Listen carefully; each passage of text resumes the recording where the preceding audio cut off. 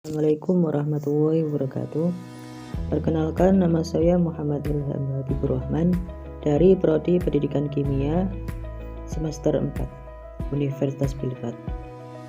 Kali ini saya akan menerangkan tentang Undang-Undang Pesantren Nomor 18 Tahun 2019. Ini merupakan tugas akhir dari mata kuliah Nilai-nilai dasar kepesantrenan yang diampu oleh yang terhormat Bapak Dosen Nurdi SAG MPD.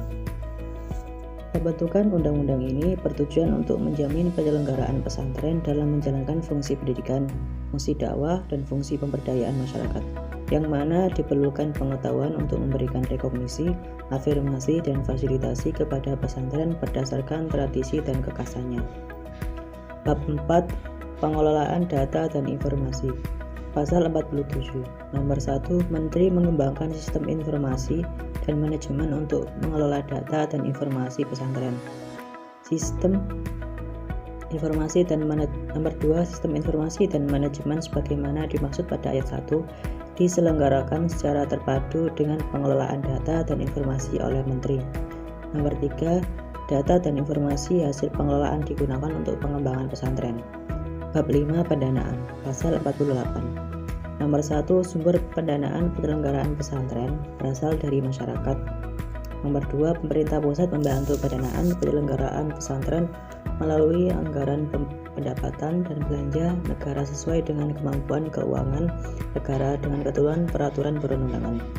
Nomor 3. Pemerintah daerah membantu pendanaan penyelenggaraan pesantren melalui anggaran pendapatan dan belanja daerah sesuai dengan kewenangannya dan ketentuan peraturan perundang-undangan. Nomor 4. Sumber pendanaan penyelenggaraan pesantren dapat berasal dari sumber lain yang sah dan tidak mengikat sesuai dengan ketentuan peraturan perundang-undangan. Nomor 5. Sumber pendanaan penyelenggaraan pesantren dapat berasal dari mitra luar negeri, diatur lebih lanjut dalam peraturan presiden. Bab 5. Pendanaan. Pasal 49. Nomor 1. Pemerintah menyediakan dan mengelola data abadi pesantren yang bersumber dan merupakan bagian dari dana abadi pendidikan.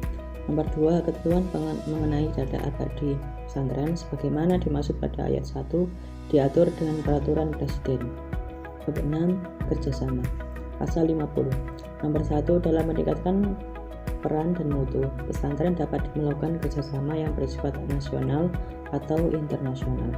Nomor 2. Kerjasama sebagaimana dimaksud pada ayat 1 dapat dilakukan dalam bentuk pertukaran peserta didik, olimpiade, sistem pendidikan, kurikulum, bantuan pendanaan, pelatihan, dan peningkatan kapasitas atau bentuk kerjasamanya. Nomor 5. Kerjasama sebagaimana dimaksud pada ayat 1 dilaksanakan sesuai dengan ketentuan peraturan perundang-undangan. Bab 7. Partisipasi masyarakat. Pasal 51. Nomor 1. Pengembangan penyelenggaraan pesantren. Masyarakat dapat berpartisipasi dalam pengembangan pesantren. Nomor 2. Partisipasi sebagaimana dimaksud pada ayat 1 dapat berupa memberikan bantuan program atau pembiayaan kepada pesantren, memberikan masukan kepada pemerintah pusat dan pemerintah daerah dalam penyelenggaraan pesantren, mendukung setiap kegiatan yang dilaksanakan pesantren, mendorong pengembangan mutu dan standar pesantren, mendorong terbentuknya wahana pendidikan karakter dan pembinaan moral di dalam masyarakat dan di sekitar lingkungan pesantren, memperkuat kemandirian dan kemampuan ekonomi pesantren. Nomor 3. Partisipasi dapat dilakukan secara perorangan, kelompok, badan, atau organisasi masyarakat. Bab 8. Ketentuan peralihan.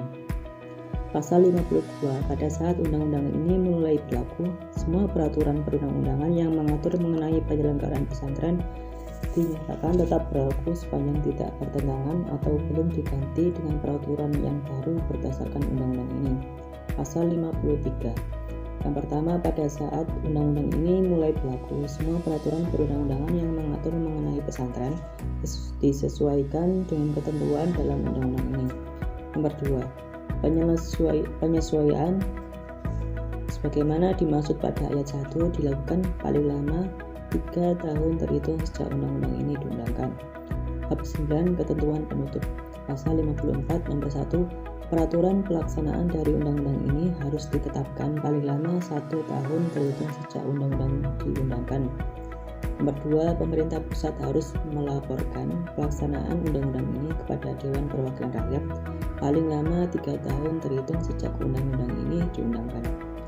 Pasal 55, undang-undang ini mulai berlaku pada tanggal diundangkan.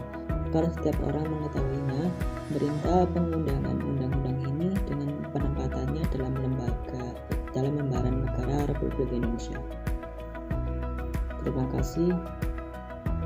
Demikian presentasi jelasan tentang Undang-Undang Pesantren Nomor 18 Tahun 2019.